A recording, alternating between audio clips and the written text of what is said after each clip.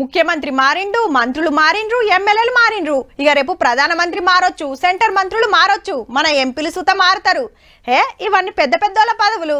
జర మాసంటి చోటా మోటా లీడర్ల పదవుల గురించి ఎప్పరాదుర్రి అంటారా? ఈ వార్త మీకోసమే.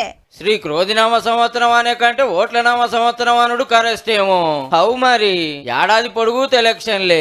తెలుగు కొత్త ఏడాది ఇట్లా వచ్చిందో లేదో పార్లమెంట్ ఎలక్షన్లు కాబట్టే ఈ ఓడివంగానే లోకల్ బాడీ ఎన్నికలు అంటే సర్పంచులు, ఎంపీటీసీలు, జడ్పీటీసీలకు ఓట్లకు తయారుండురని సర్కారుకు ఉత్తరం రాసింది రాష్ట్ర ఎన్నికల సంఘం.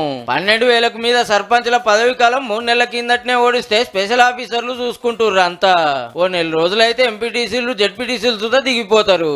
లోకల్ బాడీ ఎన్నికలంటే బ్యాలెట్ బాక్సులే ఉంటాయి. పేపర్లు గిట్లా ముద్రగొట్టి బాక్సులు తయారుంచుకోరి మొత్తం వివరాలన్నీ మే 15వ తారీఖు కల్లా పంపాలని సర్కారును కోరింది ఎన్నికల సంఘం. ఆ లెక్కన చూస్తే జూన్, జూలై నెలల్లో ఓట్ల జాతర వచ్చేటట్టే ఉంది. సర్పంచ్లకు, ఎంపీటీసీలు, జడ్పీటీసీలకు వేరువేరుగా ఓట్లుంటాయి కాబట్టి ఇవో 2-3 నెలలు నడుస్తుండొచ్చు.